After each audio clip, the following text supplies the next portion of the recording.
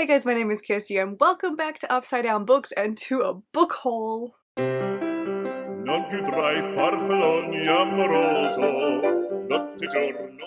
It's been a really long time since I've done a book haul, and I think we've all been excited but mildly terrified for the moment in which I finally do one. I know for a fact because I made and have that spreadsheet I always go on about that I have like hundreds of books I haven't. Okay, 100 sounds scary, but at least 100 books to haul. However, we're not doing all of them today, don't worry. My plan is that I'm going to go by genre and some sort of categorization and do a bunch of different book haul videos over the next few weeks or months, however long this takes. And show you all the new books I've got in that kind of way, because I don't know how else to do it. It's been a combination of me breaking my book buying ban, birthday, and just other general buying habits. So, you know, the book buying ban regime thing is not going great at this point. I broke it spectacularly with a few book hauls that I did, and I've been really clawing to try and bring it back, but, you know, I remain hopeful and you know, ever optimistic that I will manage to do that, but it is pretty solidly in the negatives right now, so let's just park our thoughts and opinions and concerns about my book haul to the side, and let's just focus on the new books. I thought I would start us off with one of my more recent obsessions, and that is, of course, non-fiction. You all know that I've been increasingly getting into this recently, particularly in the environmental science side of things, and I increasingly so also into like science, health and body kind of stuff. There's some interesting books coming out, so I thought I would take a quick pause just to give you a little like tiny snippet of a bookshelf tour, so you can see where and how I organize my non-fiction books and maybe get a little sneak peek at the rest of them. So let's have a look at that now. So I thought I'd take this opportunity to give you a quick like look at some of my shelves. In fact, all of them. Why not? Let's just do it that way. Because all of my non-fiction is together, so I thought I would start by showing you that this is where some of my non-fiction lives, and then two shelves up I keep the rest of it. So here I've got mostly all the hardbacks with my draft bookend, and then obviously a couple of books on display here.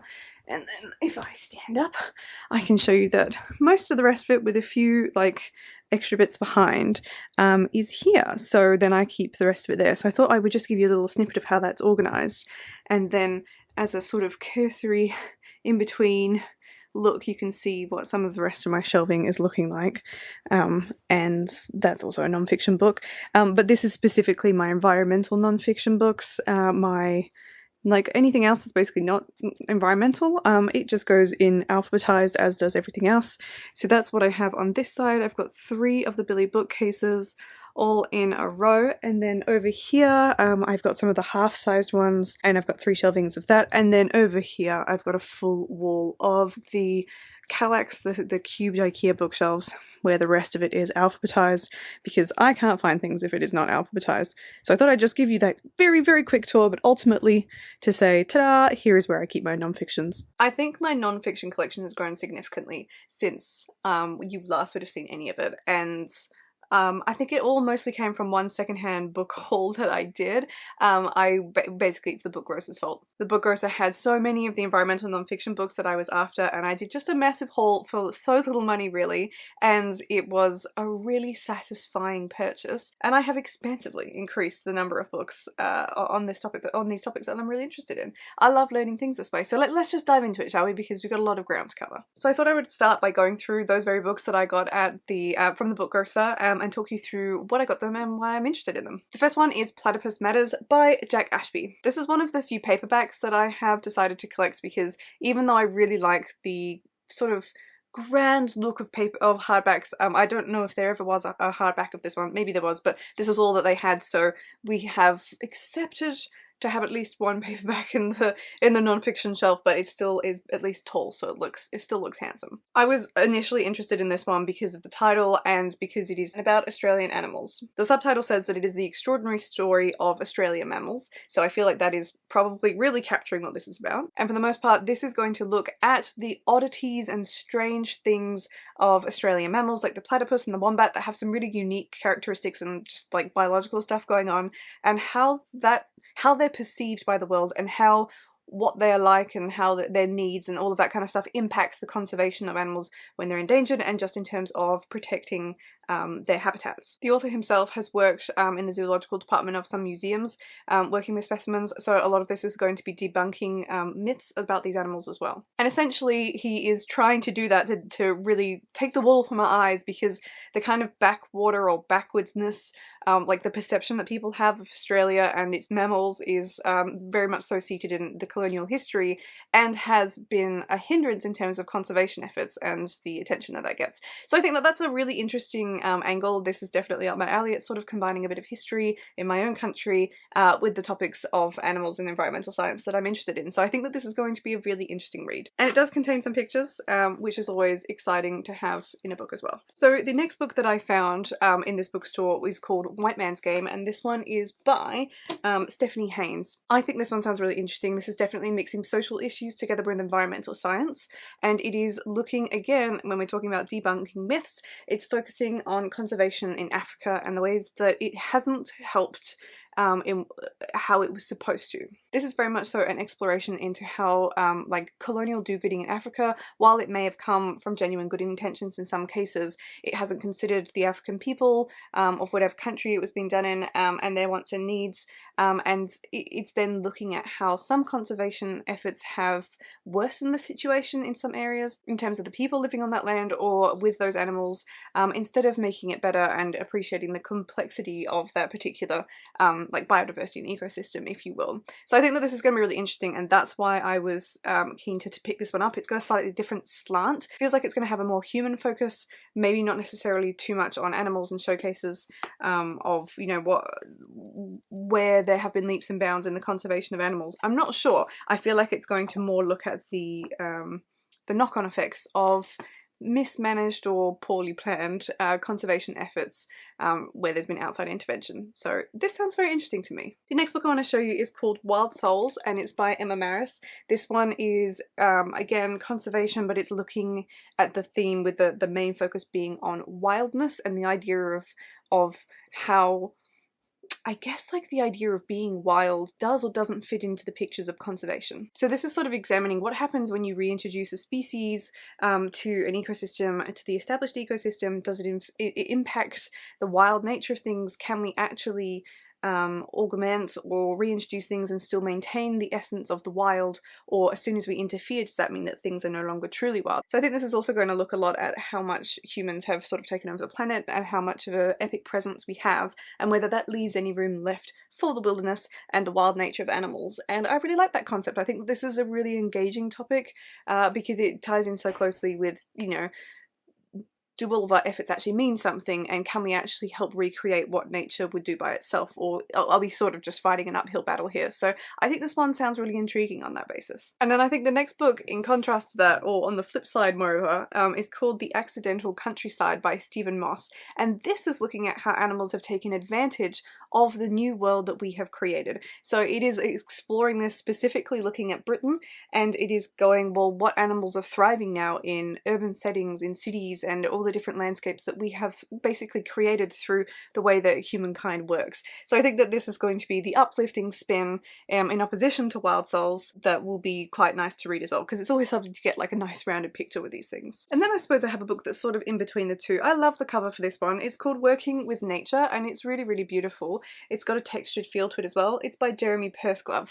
Now I think this will be very much so in the niche of environmental fiction I enjoy reading about, and it is like self-explanatory. Working with nature, it's looking at the boundaries between humans and the wilderness. So it's going, how can we, you know, extract resources or use resources or farm the land on Earth responsibly and do so without impinging too much on the wild and nature, and how can we work in balance? So I feel like it's quite like a David Attenborough approach to things, and again, it'll just be sitting in the middle. It's not going, nature's fully coming our way, or look how all the damage we've done. It is looking looking at where there is that equilibrium and how we can achieve that. This next book is something a little bit different. It's a bit of a battered copy, but it's called Becoming Wild by Carl Safina, and this one is basically looking at how animals and non-human creatures have cultures and family and feelings and routines that they do the same way that we do. And I think the whole intention of this book is to kind of bring you closer to animals and help you have this sort of empathy to them and care a bit more about them, because you can find some commonalities and similarities in the way that humans and non-humans or animals exist, and probably link into some sort of conservation stuff. But this is very much so going to use like case examples of different types of animals and show you the human side to them, if you will. And I think that this could make for a really interesting read, and it does have a little tip-in section with some images, so I'm really curious to see how this one turns out. It feels like the least sciencey of them. I don't know why.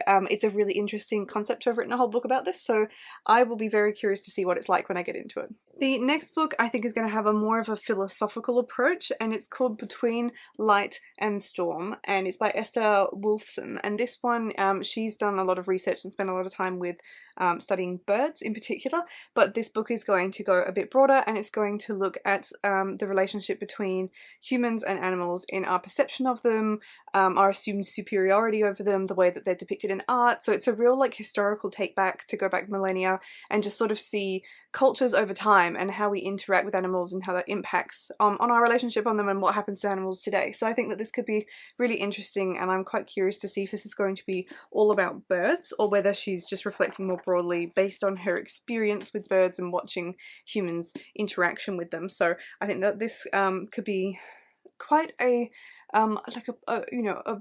a thoughtful read, very thought-provoking. And this last one for this part of the book haul is very much so more of a wholesome read. It's called Wonderland. It's by Brett Westwood and Stephen Moss, and it's very much so just looking at, I think it's a year of Britain's wildlife day by day. And so it's got this most beautiful artwork. It's got badgers and butterflies and otters and all of that just all over it in a really prettily done way.